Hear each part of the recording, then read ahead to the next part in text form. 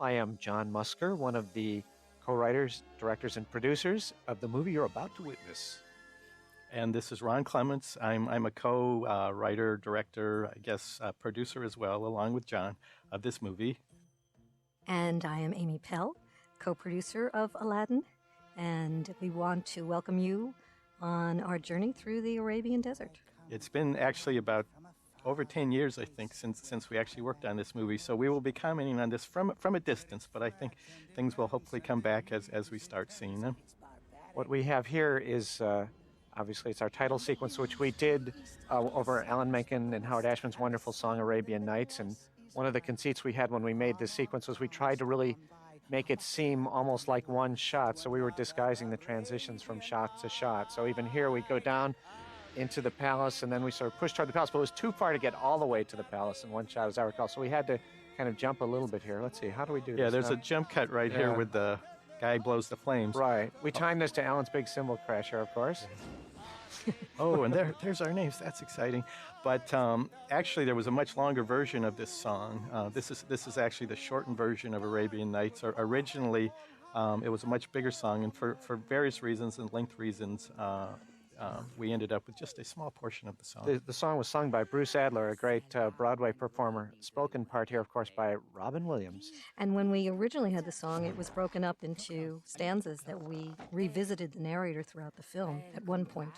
Yeah, the narrator originally was going to play more of a role in the movie and come back at various things. The animation here was done by Duncan Marjoribanks, who also did the character Abu, the monkey, and he got done with the monkey in time to have time to do something else. So the narrator generally was animated toward the end of the film after... So I remember Duncan very, very much wanted to do the narrator and was like bartering that anything he could do to get... Right. And also, for Robin here, we brought in... different props for him. Right, this was a Jeffrey Katzenberg suggestion. I had written some stuff, I think, and Jeffrey didn't like it, and he said, this is what you got to do. Bring Robin in, put him in a room full of junk, and have him improvise, Jonathan Winters or something. So we did that. He came in to do the narrator, and we had tons of props, and it was like a Robin routine. He actually probably recorded about an hour of stuff with the different props. Yeah. And what you have here is just a sampling of the very best of that recording session. Yeah. Even just looking at the lamp brings me back to Richard Van der Wen, who was our production designer and brilliant at it. But every detail, especially the lamp. Richard was a perfectionist, and is a perfectionist. And a genius, I think. Yeah, very talented. And we'll probably be talking about the color scheme as we go through the film in terms of there's a lot of ideas in terms of the color and how it's used and what the individual colors represented. But in basic terms, I think blue represented water, which was good. Red represented heat, which was always bad. And I think then there was gold, which was kind of bad, but was a little neutral. And green was a good color. You can see how that plays throughout. This sequence, there are some elements of this that we were influenced by an early draft of the script by Linda Wolverton, who had a sequence out in the desert like this. And actually, Don Yip is a very talented, tall Dutchman, storyboarded this sequence, and a lot of the cinematics of this is Don created, as well as Rasul Asadani, our head of layout. And there's a scene coming up that we think of Rasul that's no longer in the movie. But right here, Jafar for a long time used to say Rasul Asadani to make the cave open up, and then some people got concerned that it might mean something in Farsi or Arabic, so we wound up having to lose it, unfortunately. Always got a good laugh at the employee screenings. Right. The Cave of Wonders is our first CG element in the film, and Steven Goldberg was responsible for that. Yeah, Steve Goldberg. The rest of the treasure is yours, but the lamp is mine. And I think that this tiger's head that's here is actually one of the first things of character animation done digitally. It was done that way so that the tiger's head would match the look of the backgrounds, but it was all animated digitally. T. Dan Hofstede was the animator on this thief character. He did a great job. And again, Richard Van der Wen designed that tiger's head, and it was actually sculpted out of clay, and they did a 3D digital scan of it to try and put it into the computer. It was a giant behemoth of a head there that they actually took to a scanning place. And we worked very hard to make sure that it didn't feel separate from the 2D elements. So we worked very hard to make it integrate into our 2D world. And Frank Welker, who did the monkey sounds of Abu, and who also did the monkey in Raiders of the Lost Ark, which is how we got him. But he also did the voice of the tiger here, so that's two sides of Frank And he Welker. also did Raja, the He tiger. did, right. He did Raja as well. Multi-talented guy. Very, yes.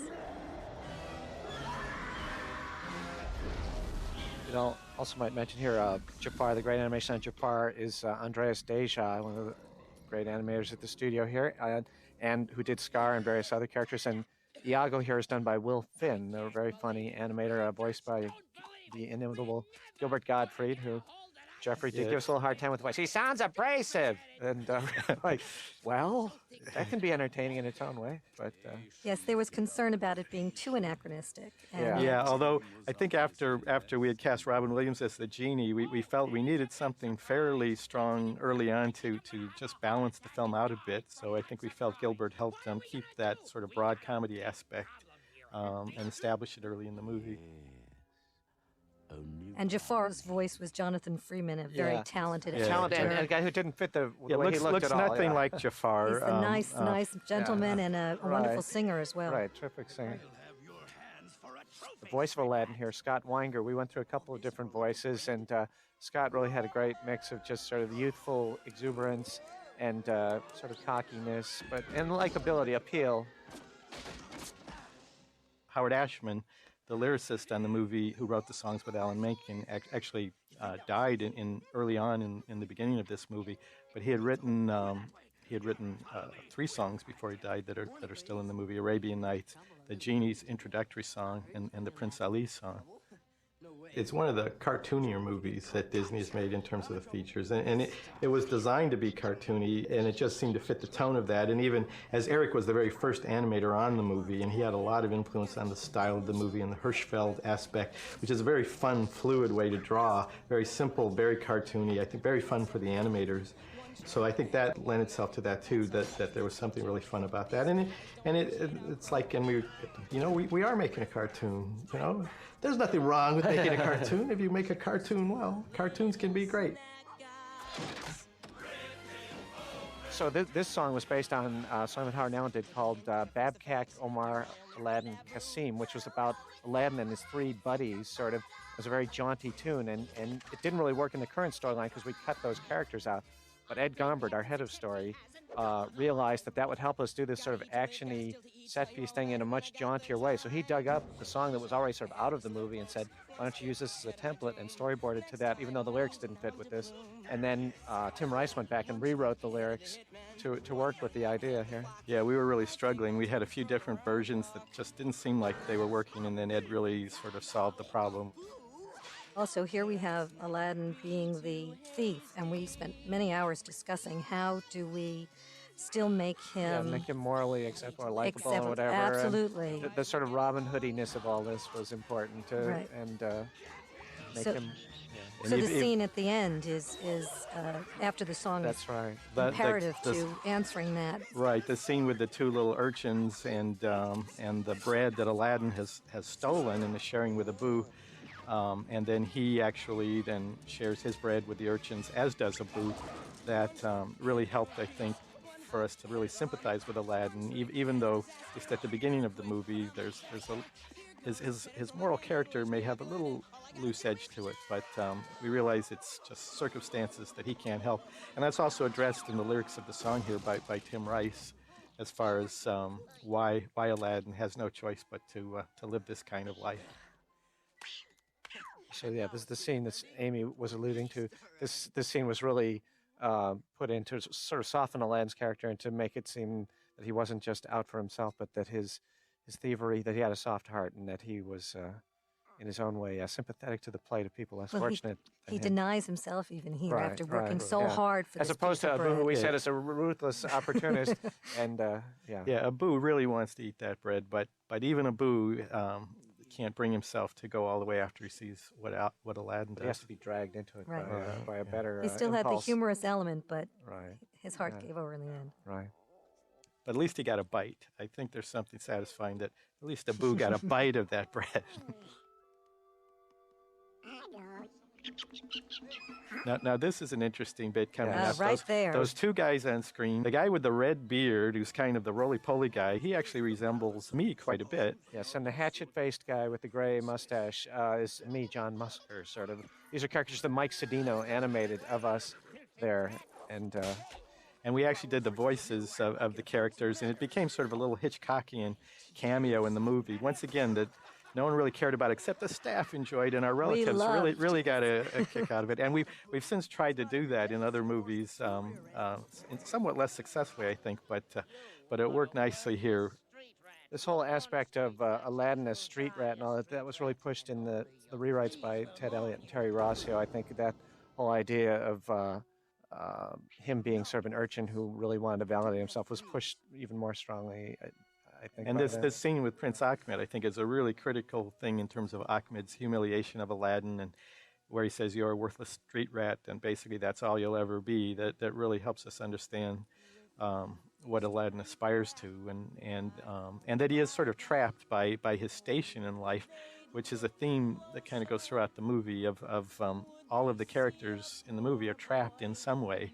And this is how we established. I was going to say, we struggled with this song moment here a little bit, and I think ultimately Alan came up with the idea that it really would be a reprise because he didn't have enough time to state a whole fresh song here, so he wanted to draw on the melody that had already been established, and that was, I think, the right idea. Yeah, absolutely. It just wasn't enough time to do. Originally, we had done a version where he did a whole complete song, a different song, and it just couldn't sustain at this point. This palace, again, Richard Van der Wen's design, and Jeffrey did harass us about them looking like bagels on the top or something.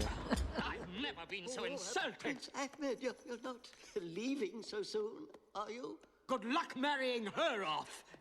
You also had an underwear shot, which is almost obligatory. For every. And a lot of people have mentioned this doesn't make sense that the underwear in Raja's mouth has the hearts on it, because if you physically rip the prince's pants off, but it would be his pants, not his underwear. But I think it's okay. It's funnier this way. That's why we Jasmine, Mark Henn was the animator, a great animator who did Simba and Belle and Beauty and the Beast. And Raja was done by Aaron Blaise, who more recently directed Brother Bear for Disney. And what was the interesting Sultan is Dave Proxima. Also, Mark Henn and Aaron Blaise were both in Florida at the Florida studio, so it was a challenge to keep all the characters on model, and I think that our staff was so terrific in being able to do that, so that whether it was done in California or Florida, they all looked like the same character throughout the film. I think the Florida studio was pretty new at this point, and this was the first time actually used some of the people in Florida in the actual production. And not only did they do Jasmine and Raja, but there's a couple sequences where they did everything in the movie. I think the cleanup staff needs a lot of credit, and that was led by Vera Lamfer, and Renee Holt was in charge of Jasmine. And they were really trying to get this calligraphic line, this sort of thick and thin line to the characters to make it fit with the sort of Arabic calligraphy and Hirschfeldian line, and that Eric Goldberg had really been pushing us. So there's no inking, but it's a beautiful thick and thin line that really feels like an ink line, a beautiful calligraphic ink line. This movie was done on the CAP system, the computerized ink and paint system, so there are digital coloring used and things to create an effect of the multiplane camera, the autofocus thing, and a lot of the reflections you see in this sequence in the floor, they were able to flop the images in the computer and sort of blur them out and do all sorts of little mats and things like that to make it look as rich as it does. And that, between Richard Van der Wen and Bill Perkins, the art director, they were really cooking up ways to soup up the production value throughout this. Originally, the parrot was going to have a British voice. We wrote the parrot to have a British voice, so he went from, this very mellifluous British thing to, because we thought it was a big contrast. And then we saw Gilbert on something like... It was Beverly Hills Cop 2, I think. Yeah. That just a little bit he did in that, but... he made an impression. Yeah. And Douglas Seal does the voice of the Sultan, the sort of befuddled Sultan. I think he did a great job. Also, in terms of Richard Van der Wen and his color scheme, basically we loved everything that all of Richard's color ideas, except possibly the outfit of Jafar. The original outfit. The original outfit. I mean, he's still basically in reds and blacks, but the original outfit was just bright red And I To think go with his color scheme idea of red being the color of evil in the desert, he had him completely in red, and we thought he looked too much like a fire engine, so we begged Richard to give him some black. and he relented, but that was about the only thing I think where we questioned that. But the use of color is just really amazing through the whole movie. It's not only the color, but also lines. When it's Jafar, it's elongated Right, yeah. lines. When Yeah. you're with the Sultan, it's more Yeah, round, cuddly. Right. Yeah, friendly there are shapes. very few straight lines in the whole movie, which was part of the conceit of this Arabian calligraphic approach. Almost everything is curves, except meant to- primarily Jafar. We were trying to go for an analogy of she's escaping from prison here, so we sort of had the long shadows of the cypress trees cast on the ground just to give you sort of a subliminal kind of prison effect here when she's leaving. This whole idea of her going out into the city in disguise came up more in the rewrite after an earlier version of the story had gotten mauled, kind of, and we had to come up with a different way to introduce the princess with Ted and Terry, again, Ted Elliott and Terry Rossio, who more recently did Pirates of the Caribbean, wrote that. They suggested her really going out into the city and mingling with the populace in this kind of Roman holiday moment that we have here now, which really did give us a nice way to contrast the secluded life of the princess with being out in the streets and meeting this kid of the streets here. Okay, Abu, go. Try this. This is sort of a slight caricature of Zero Mostel here, a little bit, that Dave Steffens animated. Why, you get away from here, you cursed. And Ellen Woodbury did the Abu through this. Nice going, Abu. We did let Abu have a few little words of English Yeah, here and there yeah. just to make him communicate. Pretty lady, buy a pot. No finer pot in brass or silver. Yeah, we actually rigged this up This was a in very live difficult action. scene. It was to very, animate. very It took tricky. a long time, yeah. and a lot of it is what we call on ones, which means Jasmine changes every frame so she doesn't strobe. So it took a lot of beautiful drawing by the cleanup department to really make it carry it. Mark I Hanna think, animated. yeah, really beautiful animation that Mark did throughout this bit. And Nick Ranieri, Yeah, Nick Ranieri did those vendors in this fire breather here. Nick, who also animated on Jafar, and later, he had done Lumiere and Beauty and the Beast. and he did Hades in Hercules, it's a memorable role.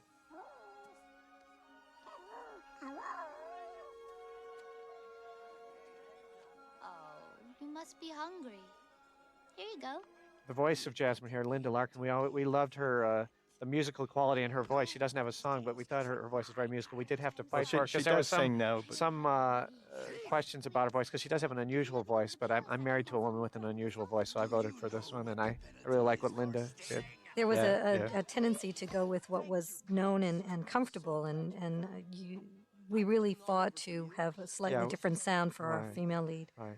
This is a little wacky just with character design and whatnot, because the guy on the left, his hands are bigger than their torso, sort of practically. And Chris Wall animated these guys, but we sort of were able to kind of cheat it. But it fits it fits people with, from two different worlds there, kind of. the cartoony style of the movie. This movie has a cartoonier style than really most of the Disney films, and it was really the Genie actually that was designed first, which then that design was reflected pretty much in all the character designs. But there was some question about how cartoony you could go and still maintain the believability in the story. But we went pretty much, I think, as far as we felt that it was possible. And Al Hirschfeld was an extreme Yeah. resource for us. Because of Eric Goldberg really pushing us in that direction. He Right. was a huge fan of Al Hirschfeld. Eric Goldberg, more on who- that later, yes. who He did with designed Genie. and- Yeah, and really. But it And really, animated the it's, Genie. It's reflected mostly in the Genie, but it is really in all the designs of the characters. I want to mention Don Paul as well, who is Yeah. the head of effects, Right. and especially in a sequence Yeah, like this is this, a where real you effects see showpiece, all yeah, the Don, effects. yeah.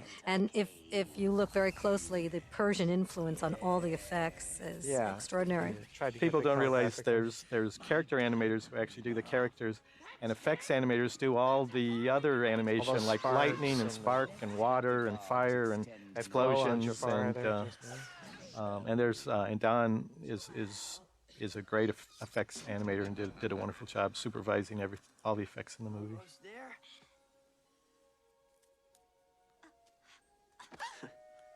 Once again, some fairly bold color choices. I in want this. to thank Yeah, you well, I for think, stopping they by. really wanted to go Richard and Bill for forget the it. kind of magenta sky here. So, this is your first time in the marketplace, huh? Is it that? The animators, on Aladdin and Jasmine, there's a number of animators that work on it because there's so much footage. So I think Tony DeRosa did a bunch of these scenes under Glenn Keane's supervision. I'm a fast learner. We also liked that Jasmine was a strong, independent woman. We and did. Right, She- right, yeah, and that She chose to. Whoa, watch your head there. Oh, be careful. We do try in this sequence too to show that they're both sort of feel trapped. They Yeah, have this that common thematic- bond that they're trapped, and Aladdin in her sort of golden palace, and Yeah, earlier there was the analogy that that Jasmine is like a bird in a cage, as we see her with the birds and as the Sultan takes the bird from her, puts her back in the cage, and then they both talk about in a similar situation here how they are both trapped, and but in very different ways. Since she's a princess and he's kind of a street rat. It's better than here. You're always scraping for food and ducking the guards. You're not free to make your own choices. Sometimes you feel so You're just trapped. Glenn Keane did a bunch of the animation on Aladdin in the sequence, and he came up with this whole little business here with the apple and rolling it off his arm and popping it over with his elbow. It's Which just is used later in the movie as a way that Jasmine recognizes Aladdin later on. My father's forcing me to get married. Oh, that's Very romantic moment here, but a little comic relief added counterpoint by to it, yeah. Boo. we did show the movie to Steven Spielberg after it was done. He saw it on the screen. We talked to him a little bit, and he said, yeah, whenever things got too gooey in the movie, always cut to the monkey. He thought that was a good idea. So I don't know if he would still Abu, say that. have yeah. anything else to say? well. It's been our experience that the male leading men, the sort of straight leading men, are harder to do in animation than the women. You can sort of slightly caricature the female movement and look, and the slight exaggeration just makes it more appealing. But when you do that with the male figure, that slight exaggeration is a little off-putting.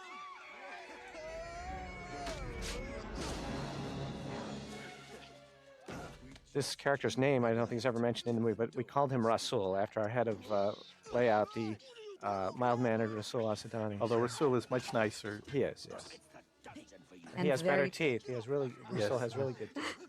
And He's very Rasul talented because of all the different multiplanes in Right. this movie. Rasul are has such a great cinematic sense, so a lot of, particularly the action set pieces, where the camera is, the low eye levels in a lot of these shots, and where the camera was stationed, the camera movement, Rasul was a huge influence in shaping all that. Rasul was great casting for this movie as head of layout, since he is actually Iranian and from Isfahan in Iran, and really knows the architecture and designs really, really well.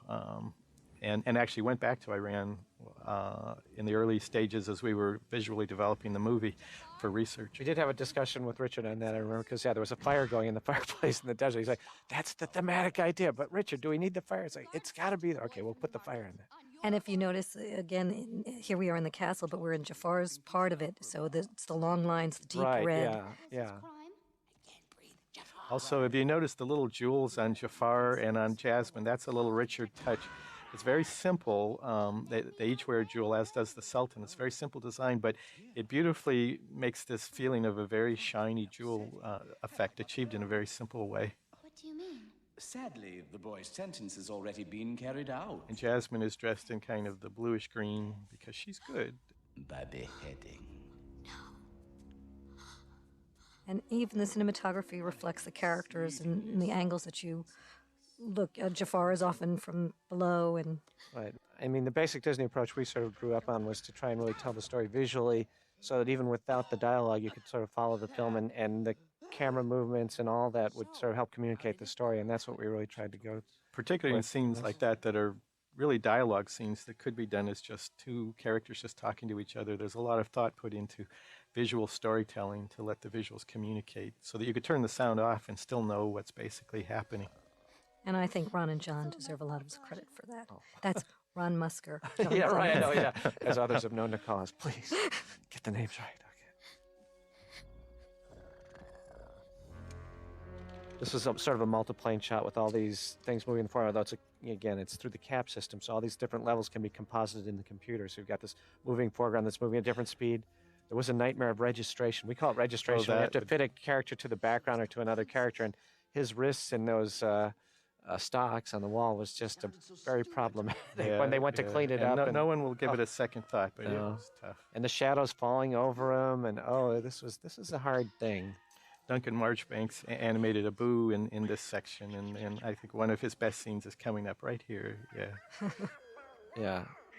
Duncan always had this thing about dressing in drag. No, he didn't really, but he whatever. He's a tall Canadian. If you see Duncan, yes, a very manly, tall, burly lumberjack of a Canadian guy. So. Duncan also was the lead animator on The Crab in The Little Mermaid, so this was his second sidekick for us. He's a very big guy who does very petite characters. Yes. Well, then I think he did the bad guy in Pocahontas, so just as a change of pace, he got to do a large character. This, who is actually, we learn, is Jafar in Disguise, was animated by Kathy Zielinski, who was really good at sort of quirky, dark characters, villains. She later did the villain in Hunchback of Notre Dame. And Kathy was pregnant during much of the making of this, so she did her climactic scenes, we'll see later in the film, as she was about to give birth. So gave an added sense of urgency, I think, to the whole thing. And Kathy, she had a thing about teeth, and in her scenes, she always, the more teeth, the better. Whoever has the gold makes the rules. This is a great scene. Ted Elliott and Terry Rossio did a lot of the writing in this scene, which has to do with the whole, whoever has the gold makes the rules. That was Ted and Terry's line. So we had little sort of smoke effect kind of in the moonlight there just to keep it alive. And this was one of, we didn't have that many wider shots, so we wanted to have some in here before we cut in close. Probably the reason we didn't have more scope shots like that is our length problem, which is traditionally we've always got sort of more movie than we have time to tell. So we're constantly looking for ways to shorten it, and certainly that was true of Aladdin. I think it tends to be a fairly fast-paced movie, and it would be nice to say that was totally an artistic choice, but I would say somewhat an artistic choice, but somewhat we just had more story than we had time. We would have to have meetings where we would go through editorially and say we have to cut out a second here, a second there, because of course that's a lot of animation, and we had to fit within a certain time period. And animation is expensive, so we were always looking for anything that we might be able to trim. That big scope scene was great, though, in showing the effects again, and also if you look, you could see the Persian. Yeah, the little spirals are done in a Persian calligraph. Yeah, that Don Paul really brought that consistency, so that even things like smoke and fire, they still always follow the same design elements. Oh, and here is our another of our computer-generated elements, the Persian Carpet. It was actually animated by Randy Cartwright, and he would do it on paper, actually, and then Tina Price would help sort of wallpaper our elaborate sort of pattern on it to give it the Persian effect. But so it was a combination of sort of hand-drawn and CG. In a way, it was sort of an early once again, CG one of the early uses of CG for a character, and it really could not have been done any other way. It was a perfect use of that, because no artist could have drawn that pattern frame by frame. Just like any character, there's a lot of Randy in this, even though it's just a carpet, it's like a playing card, but the way it sneaks around here and the playfulness of it and the entertainment sense of it, that's really Randy, as well as the storyboards here Ed Gombert did, that really... but it is really just giving personality to a rectangle. I mean, the carpet is a rectangle, and he doesn't speak, so it's totally a mime performance, and it really shows sort of a good demonstration of the animator's art, where you can, if you give something a personality, it comes alive. These were the first scenes we did of the carpet in the movie. Every character, you pick a certain sequence that's going to establish its. It may not necessarily be its first sequence that appears in the film, but in this case, this was the first stuff we did on the carpet. This was one of the first sequences to go into production on the whole movie. Right, because it gave us all we got to play off. You like to play off one character off another, so this gave us a chance to play the monkey off Aladdin off the carpet. So.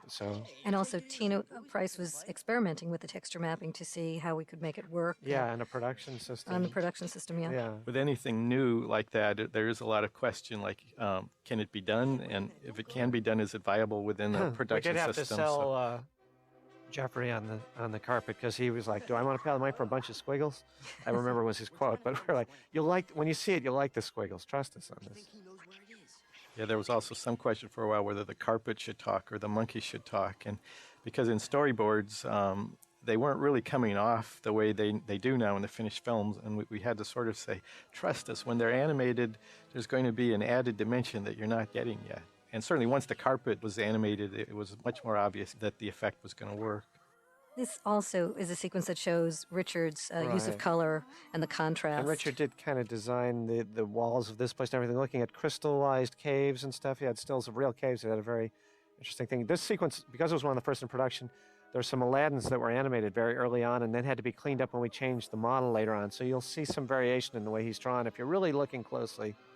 There definitely is a Raiders of the Lost Ark element, and when we talked to Steven Spielberg, we actually, referred to that. We're a little apologetic about that. He said, "Oh, I stole all that from other movies." It's like that's the way it works.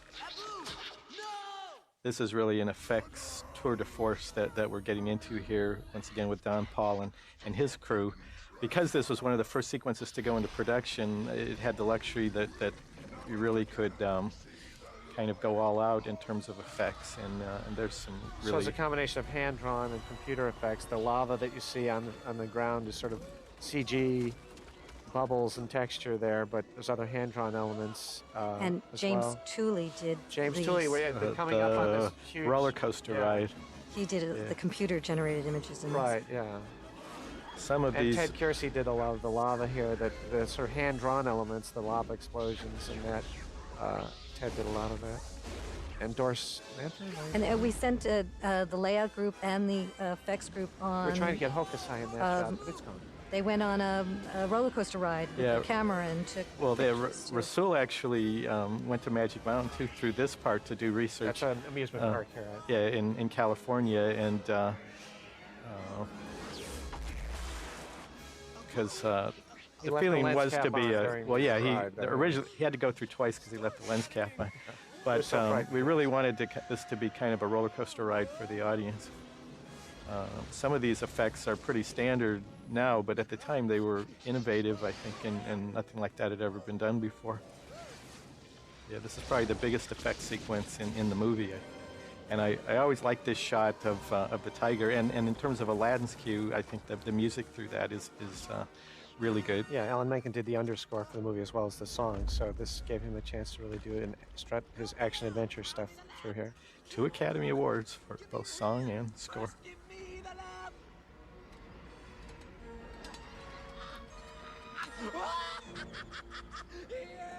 We didn't talk earlier about that first shot of the lamp. How many times we redid that first shot of the lamp on the pedestal. That other one. But I thought even this one too, when he was handing it off, took a lot, but I can't remember why. That was a discussion about the close-up of his eyes, of Aladdin's eyes, how to get it a more emotional moment in here, and just by adding that close-up, it added just what was needed.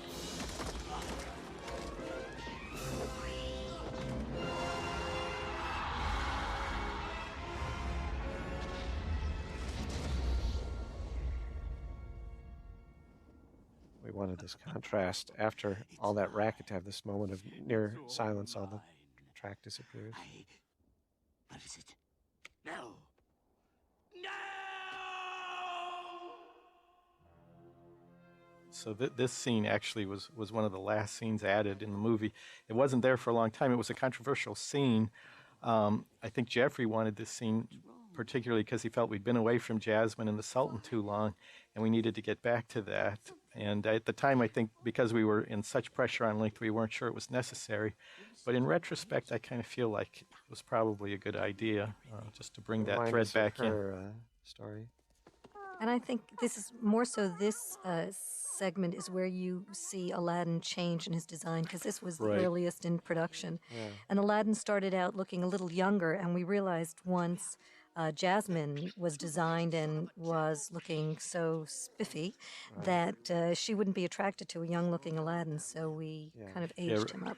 Originally, we were thinking of him as kind of a Michael J. Fox type, and then Jeffrey said, no, he's Tom Cruise, and we kind of went through a little bit of a Tom Cruise makeover. Of course, there's a lot of makeovers nowadays, but that was her. It wasn't an extreme makeover. But the cleanup people had to remake him in this section. And here he comes, the Genie of the Lamp. And Eric Goldberg, the lead animator on the Genie, who designed the Genie and helped sell the concept, really pushed us in the sort of Al Hirschfeld, the noted caricaturist of the New York Times. Eric was a huge fan of his, and he really was influenced by that in designing the Genie, and that fed into the other designs of the film as well.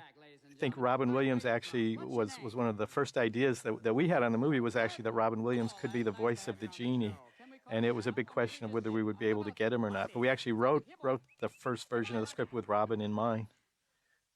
A lot of people wonder like how much of Robin was ad-libbed, and the truth is not a single word. It was all written like almost to the syllable, and he followed the script exactly. It actually was written to begin with in a sort of Robin form, but then Robin would sort of take the script as written and do it a few times and then start just sort of playing with it and improvising and coming up with so much material, so much great material. Of course, Robin Williams... Isn't that the governor of California? Governor, yeah. Well, there was discussions at the beginning, how close when Robin does a celebrity voice should we caricature that person? And at first we were more reticent, and then we realized, upon prodding from Eric, I think that's part of the fun of all this, even though... No one will know who Ed Sullivan that well, but yes, it doesn't matter. They're just a funny character. But yeah, we found people laughed even if they didn't get the references. Yeah, and they could understand a cash register, but they might not get Groucho Marx here or You Bet Your Life. But so Robin singing here was a new thing for him. I don't believe he'd ever sung. And well, no, Popeye had sung, but kind of the narrow band of musicality. It wasn't the thing he was most comfortable with. We were thinking, sure, Robin can sing because he can imitate anything, so all he has to do is imitate a singer. But he was a little nervous about the singing and really worked hard on it. Right. We worked with David Freeman, our musical director. Robin would rehearse in the evenings after shooting all day and doing test footage for Hook, where he was hung on wires and exhausted, and he was staying at Barry Levinson's house in Beverly Hills, I think, and we would go there at 9 or 10 at night with the piano, and he'd be, no, go ahead, that's fine. He'd drag in, he'd drag in just looking completely exhausted, like the last thing he ever wanted to do was rehearse these songs, but then he'd pull this energy from somewhere, and he'd be great. Yeah, he threw himself into it, and the lyrics on this song are so great. Howard Ashman lyrics, just one gag after another on these lines, and it plays with food. Howard's lyrics often had fun with food jokes, baklava and all this. I also think one of the ways that you made Robin feel more comfortable would be to say, sing it with an accent. Yeah. Sing it again with a different accent. Right. We had like a little section where he was a Western guy and he was a It was just cowboy. The same thing as the dialogue, that he would sing it different each time and try different things each time he sang it. We should also mention Danny Troub, who... Yeah. Oh, yeah. Danny Troub's orchestrations on this and really throughout the whole movie, but this is some of the original demo of this was just sort of a piano track, and then Danny Troub went wild with the sort of big brassy sound of this thing, and it became bigger in scale, and so the visuals had to come up to the scale of his orchestra. The music talent was amazing between Tim Rice and Howard Ashman and Alan Menken and David Friedman and Danny Troub. We really had an incredible, incredible team on this show. Right. This took a lot of animation. Yeah. And this was the first sequence we did complete, and it served as kind of motivation for all the animators on the picture because it's so energetic and just works so well. And it got shown outside of the studio a little bit. I know that it was screened at Cal Arts and other places, and I think it got a great reaction, and just the reaction to this sequence really was encouraging to everybody, like that this whole idea might actually work. We struggled with the end of the song too, trying to get the appropriate button for it, and I think it was Eric who just forget it, just stick an applause sign, or be so shameless as possible. Like, you know what, you're right, that's the way to do it. Kids in the audience, that's William F. Buckley. Rule number 1, I can't kill anybody. Yeah, so don't ask. Rule number 2, I can't. And he does sort of Peter Lorre coming up here, but we didn't, this case, we just made him look like a big grotesque guy and not get a little Yiddish there. You got the whole shebang there. Eric had to explain to us the Yiddish, us Catholic yo-yos that don't know what punums are. But other than that, you got it. And this Robert De Niro bit that the Genie goes into here was a lot longer, and Robin was having so much fun with this. It would have been funny to use the whole bit because he went on this extended rant that was one of the most hilarious things I've ever seen. But we couldn't use the whole bit, but I think we still used enough of it that you get it pretty well. Did you rub my lamp? Did you wake me up? Did you Robin, friend of Robert De Niro. Yeah, he had just done, what was the film with Robert De Niro they had done together? Awakenings, right? So he had Robert De Niro on the brain at this time. Then we did see this film with Martin Scorsese in New York, and we're watching his reaction as this was going to come up, and he was laughing quite a bit, so we thought it was okay that we had to, he was amused that was involved in Robert De Niro there. I think it's important while we're in this Sultan's castle, while it's still under the Sultan's reign, that you look at the color and the shapes background of the painting, pillars yeah. and the Yeah, background. this background is one of the most beautiful backgrounds in the movie, and Ian Gooding, who we worked with on other films as well, painted this background.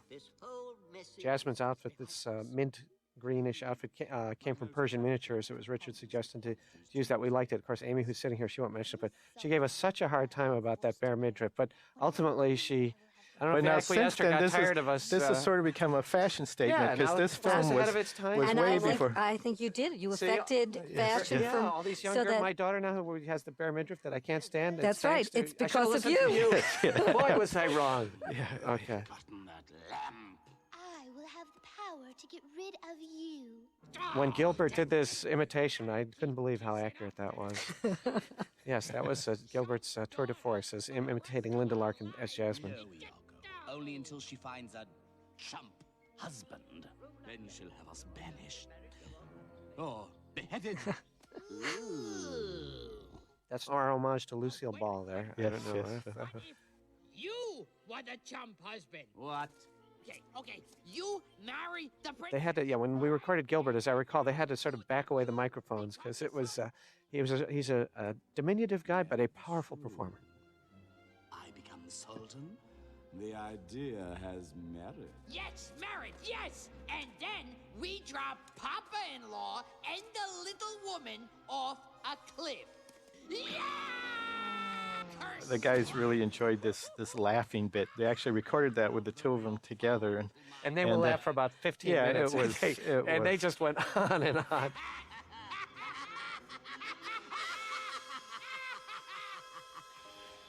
This is our Oasis sequence. This is one of our simpler sequences, arguably, in that we didn't have a lot of effects, and it was a little Rasul simpler. was really happy because the same background is used over and over and over, but it's fine. I mean, and it saved us some money, and it's a nice background, so it looks great.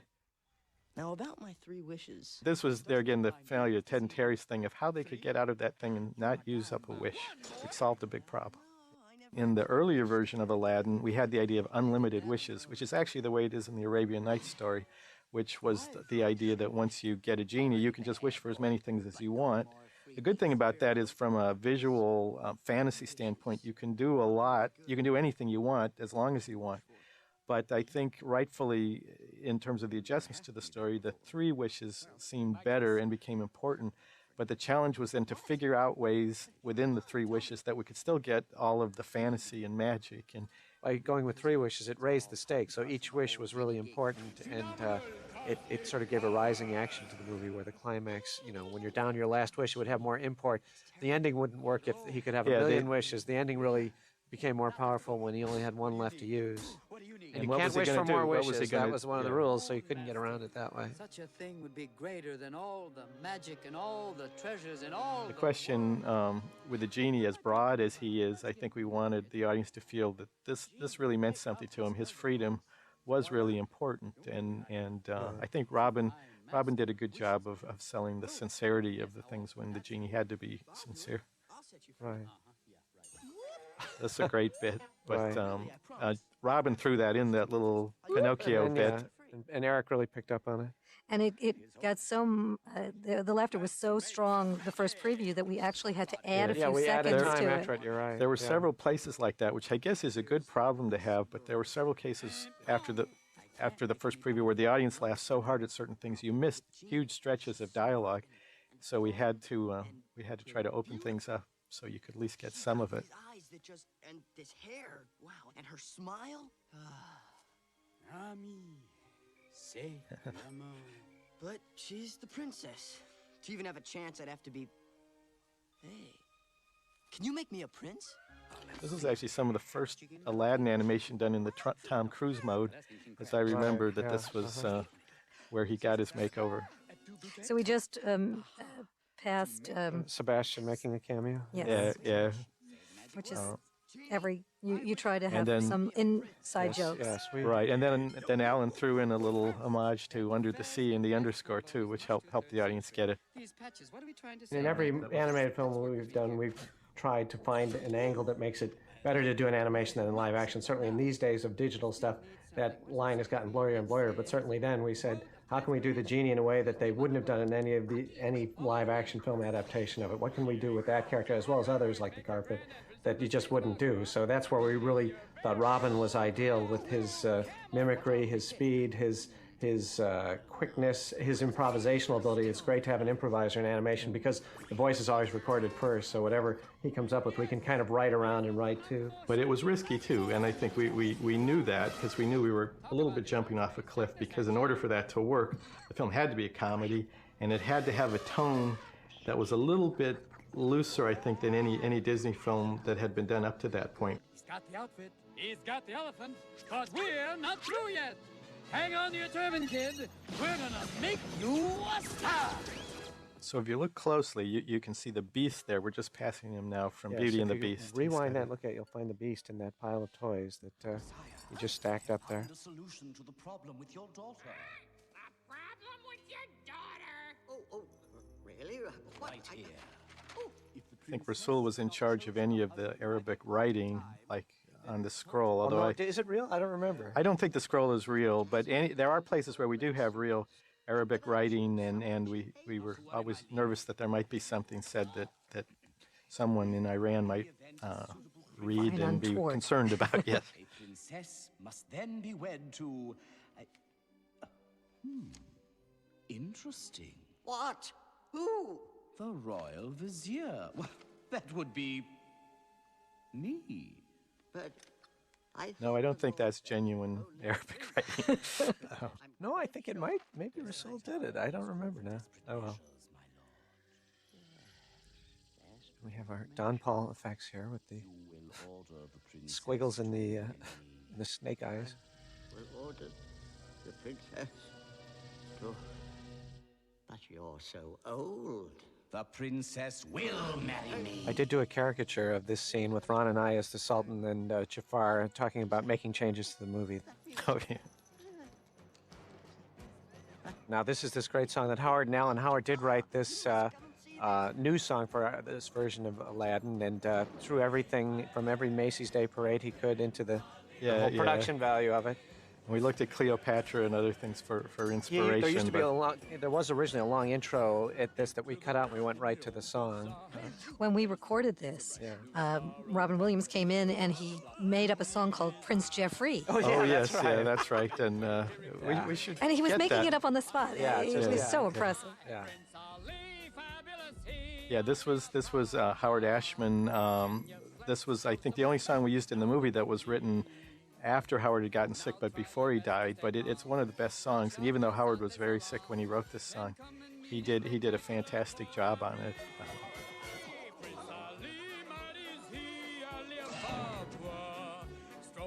Sort of a press agent. The Genie is Aladdin's press agent and is selling him to the people of Agrabah. Yeah, well, we divide the movie up, Ron and I do, when we are directing it. We pick different sequences in the film. So Ron did this one, for example. I had done Friend Like Me, and Ron, this is Ron's tour de force here with we both King had to do Kong. one Genie song. Right.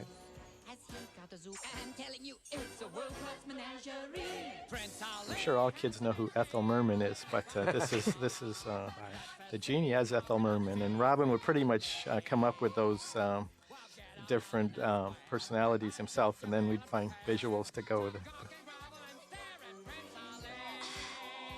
You can see that Jasmine is not shallow like a lot of the.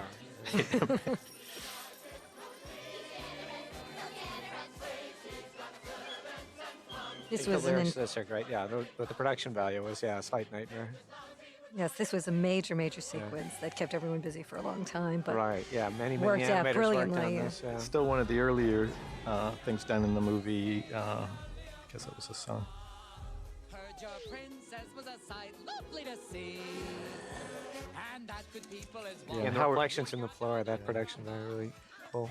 Howard always loved these little lyric things where you go through a string of things, and that's very Howard in terms of these quick images and the Yeah, lightning quick. the list song. like Under the Sea, where he lists all the different band of characters, band of fish. Absolutely marvelous. Your Majesty? the Prince Ali was such big production values, and our production manager Alice Dewey really helped coordinate all of it and get it done. I mean, that's true of the whole movie. Yeah, it was really trying to find the way to research. And one of the ways is like in a sequence like this now, playing it, obviously it's fewer characters. We didn't have tones on the characters, and we did have shadows maybe, but we tried to restrict the amount of effects in a scene like this. Although sneak as many as we could get away with them, but I mean... It was really a challenge because budget-wise, we were on a pretty strict budget, particularly for the early part of the movie, so it was really trying to watch everything and pick our spots, and Alice and Amy and everyone really helped in terms of putting it where it counted and in the most effective way possible. This is our masterpiece theater sequence where we insisted on only getting the most elevated gags possible in here. One of my favorite gags is here where Brian Ferguson animates Iago clunking in. Yeah, yes, with the little sultans. The little sultans around his head, yeah. Yeah, Brian Ferguson, another Canadian, tall, eccentric Canadian animator. Yeah, this was Brian. Yeah. Spectacular, Your Highness. Oh, it was lovely. Yes, I do. That's fun with the voice actors like on Douglas Seal when we just had him ad-lib all his whoop and you know, flying around. It's just fun for an actor, and I think on the recording stage because they can be so free with their improv-y type stuff. After all, I don't trust him, sire.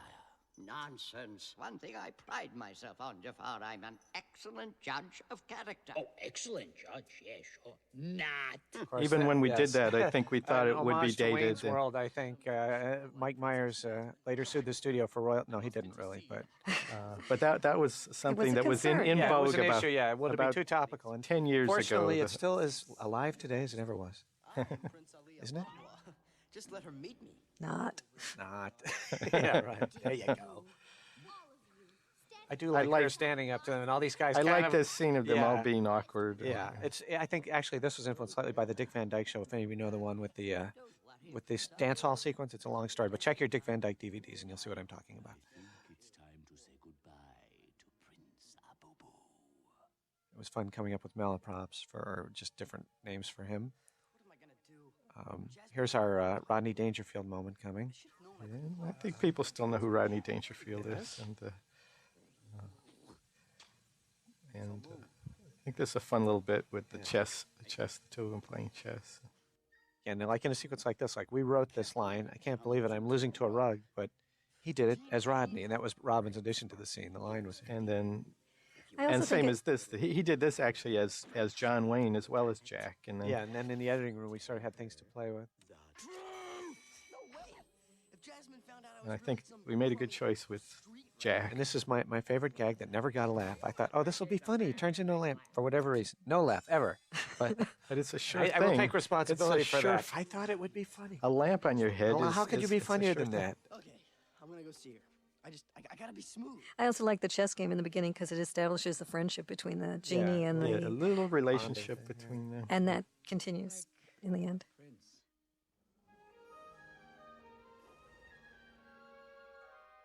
There's a canopy over her bed, which is really meant to echo the sort of bird cage that's out in her garden, because we had this whole visual analogy going that Jasmine was a trap bird waiting to get free. And Bill Perkins, who was our art director, really came up with that visual idea of really trying, even within the palace, that she was confined and she was really looking for a way out. And that was Bill's idea. And he, throughout the film, looked for visual things to support the story. Now we get to this urban myth? The urban myth, the controversial thing, where there's a little bit of Aladdin ad-libbing off stage, and many, many people believe that he says, good teenagers take off their clothes, and he does not say that. We did not record that. We would not record that. But it is an urban myth. It actually is an ad-lib that he... Yeah, Scott Weinger, the actor, actually said, good tiger, take off, scat, go. And it was all ad-libby improv stuff he did to fill in a gap because we had, in fact, lengthened a scene and we needed more dialogue to continue through it. So that's really what he's saying. And Jasmine looks at him kind of strangely right after you hear that line, but the reason she looks at him strangely is because his turban has come off, so she's actually thinking he looks kind of familiar in that brief glimpse of him without his turban. And it has nothing whatsoever to do with what he just said. Punctual. Sorry. Beautiful. Nice recovery. I'm rich too, you know. Yeah. I like the interplay between the characters. We're really trying to build up the romance here, but this sort of playful thing between the two of them, and yet her being this sort of strong, independent. And then the little Woman. Genie is the bee, adding little comic buttons within the bit. Right. This is nice animation. Swaggering peacock I've met. Just go jump off a balcony. What? Stop her! Stop her! Want me to sting her? Buzz off. Okay, fine. But remember, be I seem to yourself. recall Robin doing a few off-color ad-libs here and there that we did not use. Yeah, not just in this part. Throughout the movie, there was a lot of, you can't use that. Just some prize to be won. You should be free to make your own choice. I'll go now. No! What? What? How are you doing that? It's a magic carpet. So here, I know we discussed a lot, like, we wanted to make sure the audience would get the connection here. Yeah, we tried so to we parallel the staged it staging exactly. of, the earlier scenes. He says, do you trust me? Sure, do you trust me? And then we cut to her exactly like we did before. And then we cut to him exactly like we did before. Do they get it? I don't know. And it's starting to dawn on her. I think there's something going Just on here. the connection is made. This song, we're moving into a whole new world, was written by Alan with his new collaborator, Tim Rice, and it was really sort of a big moment, I think, for Alan to write without Howard Ashman in this case. And Tim really did a wonderful job on the lyrics in this and the feeling of this expansive. We always envisioned a big kind of open-visted visual, set piece here, but we didn't know what the musical statement would be. And they were honored with the Oscar for this song. Yeah, and Chris Montan, I know the who was the music, the maven of music in terms of this. I know he was the first one to hear this, and he told us before we ever heard the song that they had come up with something amazing and memorable, and it was going to be great, and he was right. I think the animation in this sequence is beautiful, or the backgrounds, which Kathy Altieri was in charge of all the backgrounds. The whole background team was just so talented. It was a difficult movie to paint, but they really rose to the challenge here, I think. I remember describing this one scene. We wanted the effect of ice cream clouds. As sort of the snow cone effect. And Scott Santoro's animations are called, was it Ed Cobb? It was Scott Santoro. And also, as you said before, even though you have romantic moments, there's humor throughout that cuts it every time it gets a little too sappy. Yeah. And Lea Salonga did the vocals on this song. Linda Larkin does not sing, or at least sing with the kind of range you got here. So Lea did an absolutely fantastic job with her soaring soprano. Lea Salonga of Miss Saigon. I guess she won a Tony for that. Right. And again, Brad Kane is doing the vocals for Aladdin. And yet they match the voices, the speaking voices beautifully. It's seamless. Yeah. And there's Aladdin doing that little apple thing again. Once again, now she knows. Now it's like now he's she's guy. sure. Yeah.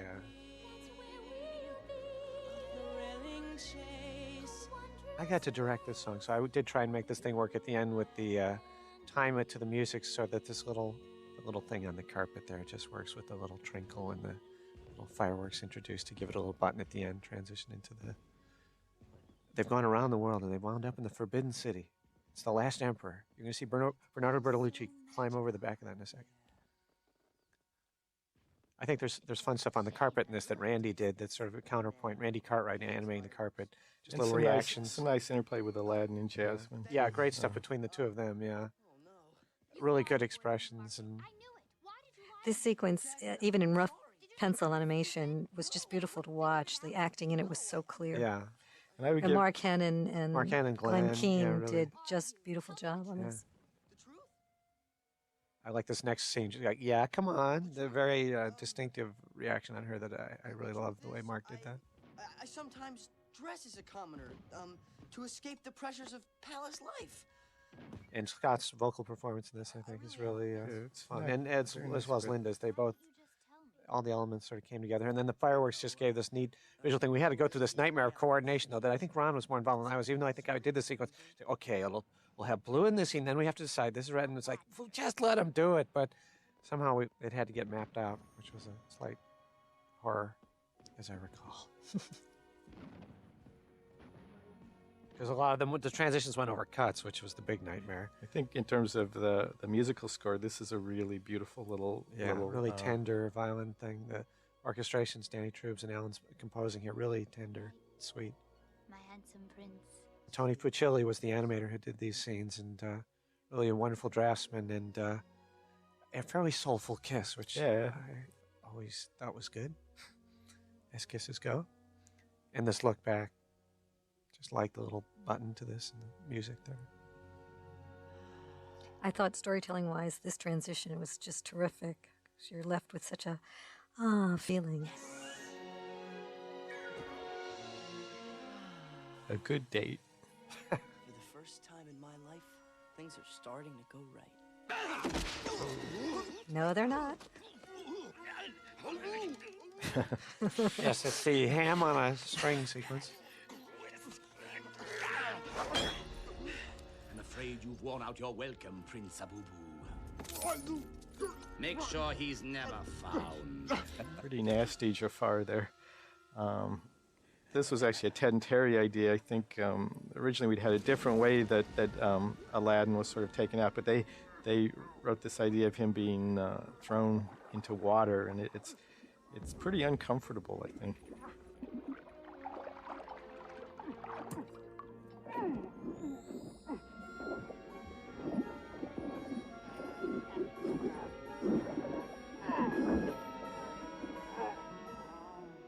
Of course, Robin here, his whole mock German that he came up with on this was very funny. That was not written to be German necessarily, and I think that was Robin's.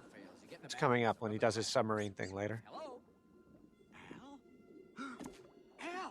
And actually, all this calling of Aladdin Al, that was something Robin did ad lib, and then we in the decided first to really use it in the story. in the first session, he just and threw then we that wrote out. to it. Once we heard it, we decided, wait, we could actually take advantage of that in terms of their relationship and what Aladdin means versus Al in terms of the. Yeah, that's his homage to Sid Caesar there, I think. And we get their relationship, a nice sort of warm moment between them.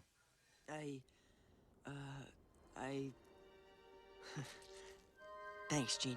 Oh, Al, I'm getting kind of fond of you, kid. Not that I want to pick out curtains or anything.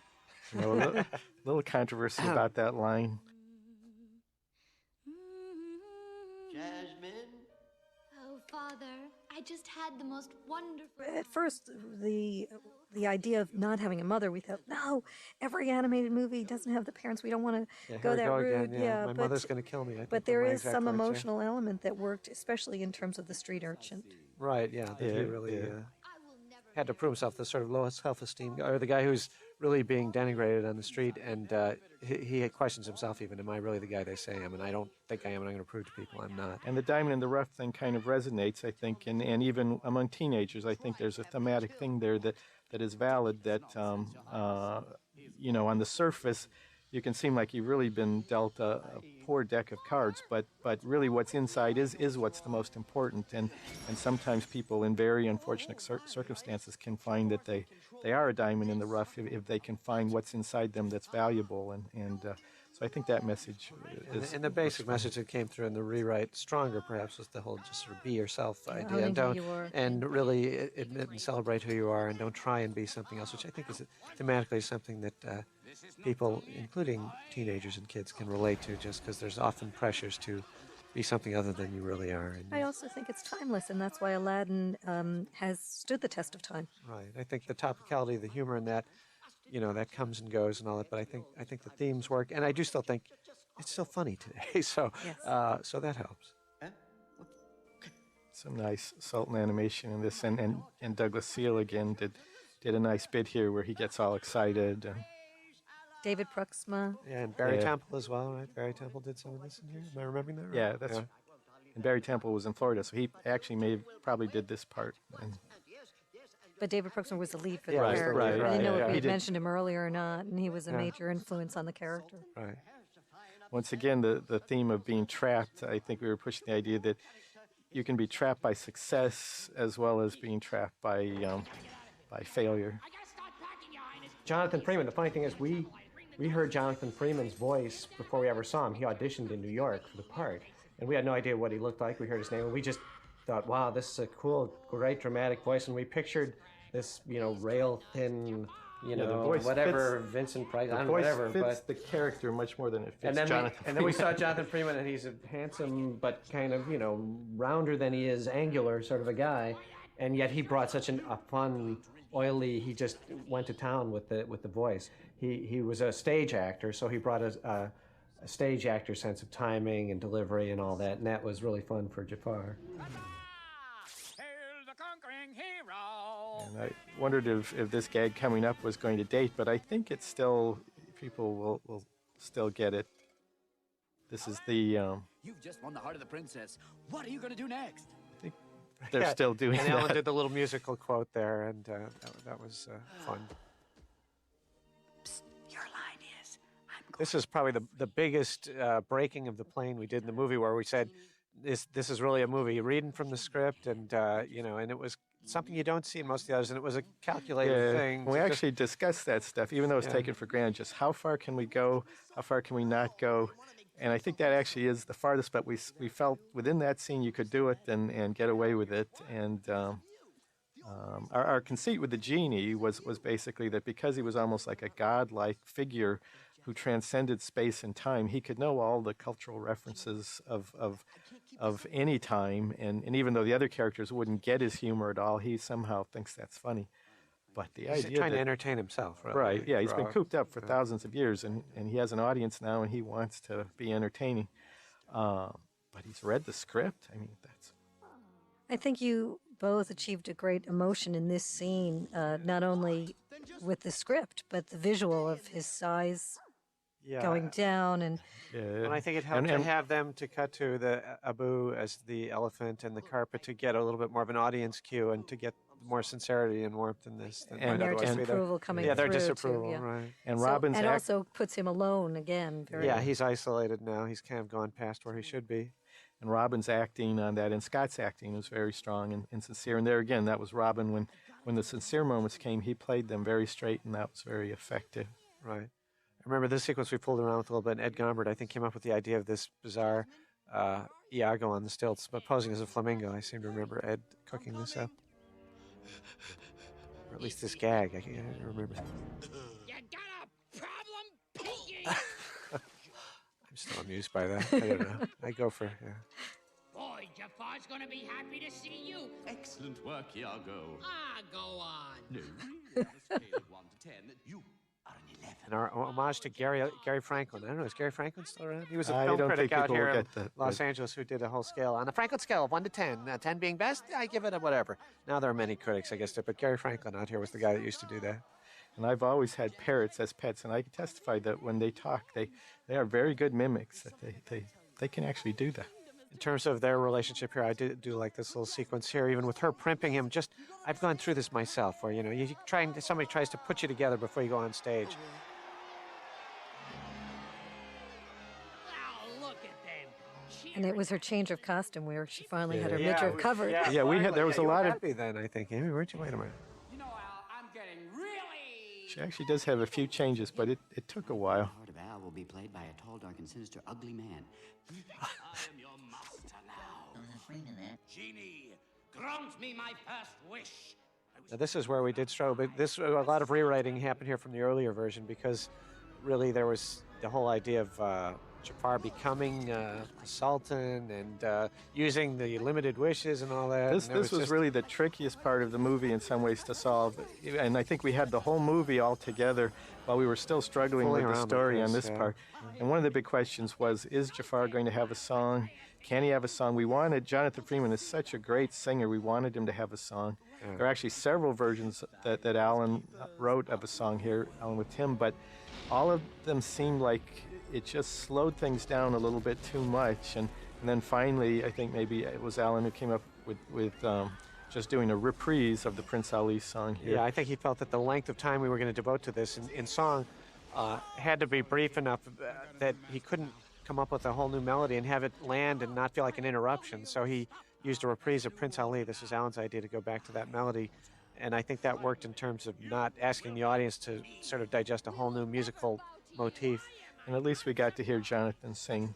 for a The little action bit. is going so strong at this Yeah, point. it You really want to know we're what's going going into on. the third we act couldn't- here, and we needed play to just turns. keep it moving at this right, point. you couldn't stop for a song so much, so it had to be a quicker story element. Ladies and gentlemen, That was, I think, the unique thing about Jafar was he was the malevolent guy behind the scenes who is the guy in power. The Sultan is a little bit inept and a little bit fumbling, and it's really the guy behind that who's secretly the number 2 guy who secretly wants to be number 1, and he's so officious and he's totally two-faced.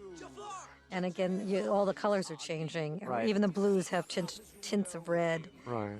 Read my lips and come to grips with reality. My homage to Johnny Carson's coming up here with the golf swing at the end. Whose lies were too good to last.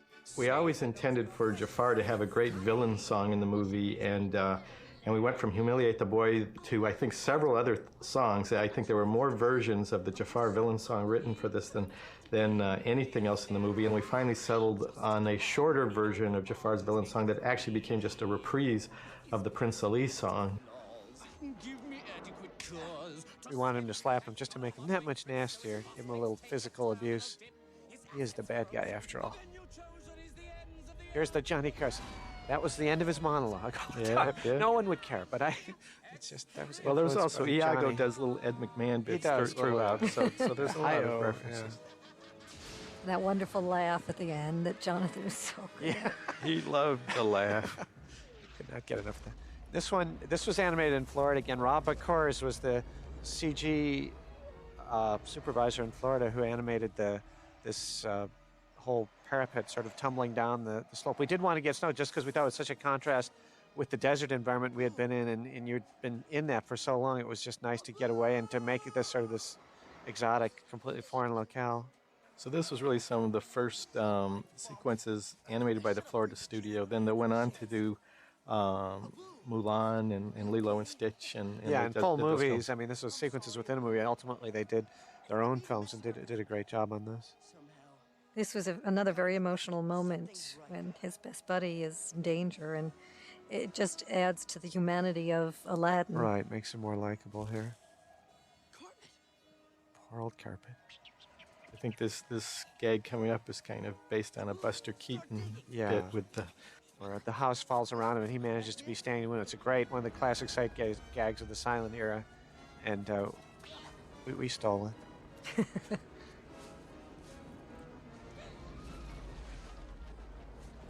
Although here it's not so much a gag as how clever Yeah. Aladdin is to figure How out. clever is he to have watched that? Richard van der Wen was this unbelievable painter. His command of light and shadow and reflected light and his rendering skills were the most amazing Color, thing. And color, his color sensibility. were just exceptional. So now everything is red because Jafar has taken over. So the progression of red has consumed the movie at this point. And also the columns in the palace are much more elongated than when the Sultan was there. And his Yeah, he redesigned everything. Sue Nichols, a storyboard artist, did this sequence, and she did a lot of great stuff in the boards that then we tried to get in the animation in terms of some of the attitudes here and the ideas in this sort of his repellent attempts to take advantage of her. I'll teach you some respect. He's nasty. Genie, I have decided to make my final wish. A subdued genie, something we haven't seen very much. He's a beaten guy. Desperately in love with And the second appearance of William F. Buckley is coming up. You didn't have enough. Yes. There was a groundswell. Yes, we got to have Conservative more Republicans William who F. wanted Buckley. the National Review readership was demanding, please. I know when we first brought Robin in and we worked with him, there was some question if he should do some sort of persona as the genie in kind of neutral. That is, like if he should have sort of an Arabian accent or play him as a character. And I think we tried a few things, but it seemed really obvious that no, the genie is Robin in his own mode. I mean that, and you think of a personality like Robin, if he were trapped in some sort of prison for years and years and years, just what a sad thing that is, just because of the energy and the impulse to just sort of entertain and be a bright light. I mean, of all the stuff we did with Robin that we didn't use, I think there was probably more recorded for this sequence than any other part of the movie. We had him cheering Aladdin on. He did all sorts of variations. He was Patton. He was Sylvester Stallone. He was, you got to do it. The fight promoter. We actually ran the whole sequence for him in storyboard form, and he would just do commentary, and he did tons of totally hilarious stuff. And in the end, we only used just a smidgen because it just felt like if we got too carried away with the Genie, it would take away from the seriousness of the situation here. Most horrifying scene in the movie there, the kiss. The bad guy. Unfortunately, the monkey could react like we did. Like the whole audience. The whole audience. The audience did give a big vocal. We were trying to work with their reaction and let it play out for a little bit.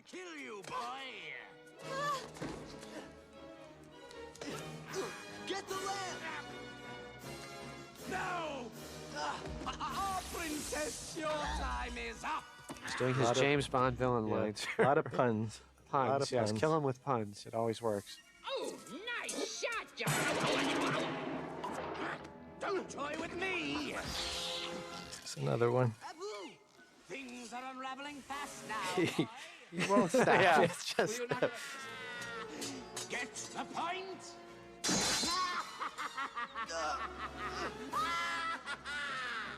I'm just getting warmed up. Okay. It's not Eugene O'Neill, all right? It's Jafar's character. He just loves those. Right. Take my villain, please. Yes. So now this is where we're talking about Kathy Zielinski animated this scene of him transitioning the snake just as she was about to give birth to her daughter, Jennifer, I think. And her water broke as she was animating this, I think. She had it in her final scene, and then her water broke. And, all for the cause. Way to go, Kath. Rack 'em, Rick. Stick that sword into that snake. You stay out of this. Jafar, he's our man if he can't do it. Great! In films, often in the third act, you have what's called a ticking clock, where you're trying to prevent something happening and you're cutting to something that's marking time going by. So here we had a literal one with the hourglass, which helped achieve that. A literal or a silent ticking clock. And then Andreas did a lot of the climactic stuff with the snake. Yeah, the snake. Yeah, it was fun to reinterpret Jafar as this reptile. Without the Genie boy, you're nothing. The Genie. I know that we were concerned at one point. How scary is it? Is it too scary for kids? But ultimately, I think we tried found to the leaven balance. it with humor and sort of make a balance between the scariness and the humor. Face it, Jafar, you're still just second best. We were really worried as this was going in front of the ratings board if we would get a PG rating. And we were relieved when we got a G rating, but at the same time, a little disappointed. Like, maybe this wasn't as powerful as we sort of wanted it to be. So we demanded a recount, didn't we? No, we did.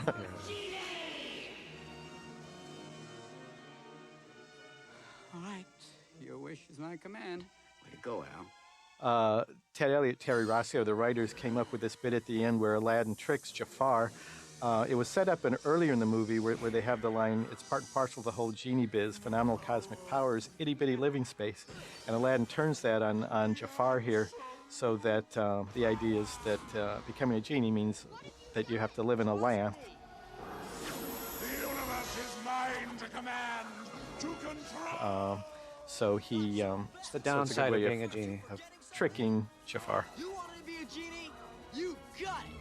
And everything that goes with it. And it can't be fun being cooped up in that lamp with Gilbert Gottfried for all eternity. Itty bitty living space. Hell, you little genius, you. The magic of animation restoration. I know there was huge concern as we got into color timing and doing our first release prints of the movie. It was tricky to retain the color intensity, particularly of some of the reds that we had, and I think Richard was concerned about it, and even to maintain from answer print to release print, which is what goes out into the theaters, that there was danger of not getting the full effect. Very nice musical bit here too, and some nice animation as we get into the finale. About being a prince. I know why you did. Well, I guess... There was a lot of discussion about the ending, whether it should end in a wedding or not, which a Right. lot of... At one point, Howard Ashman's original reprise, there was a wedding and people were invited or something, but we weren't sure, like, should we do that or not? Because there was a question, was the narrator going to come back at the end? And it was all back and forth. Hey, it's only an eternity of servitude. This is love. Al, you're not gonna find another girl like her in a million years. Believe me. When we did this, we weren't expecting any sequels, and there have been a couple video sequels to Aladdin done since then, and which is good because the way what happens at the end is vague. I mean, it almost implies a wedding, but not completely, and so... Yeah, it's not explicit. Genie, you're free.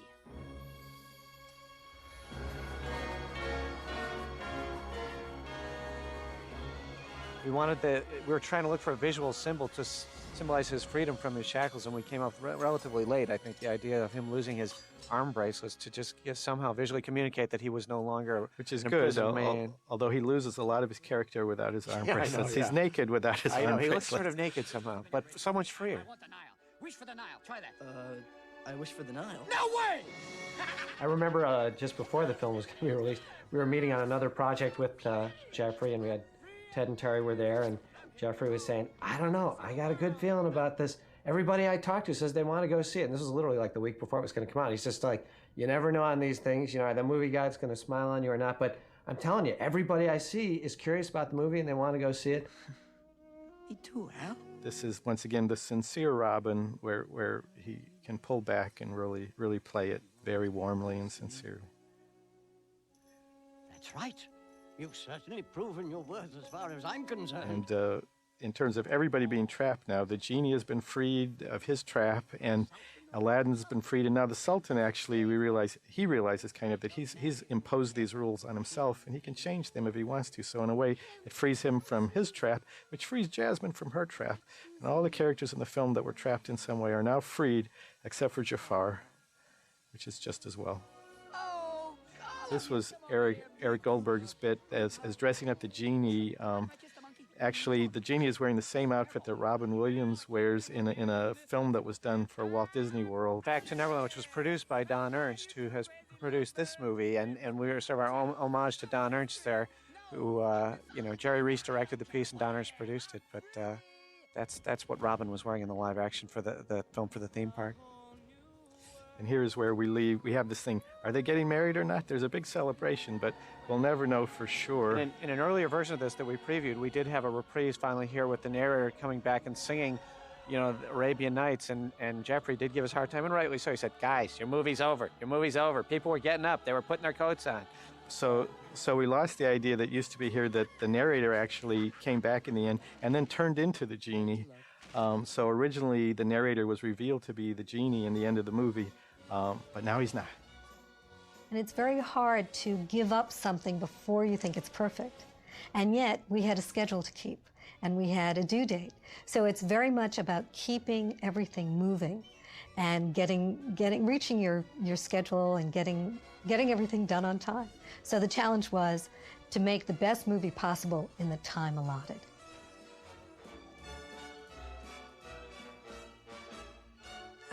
Dan Hansen was also integral to getting different areas coordinated into it, especially in the earlier stages of layout and design.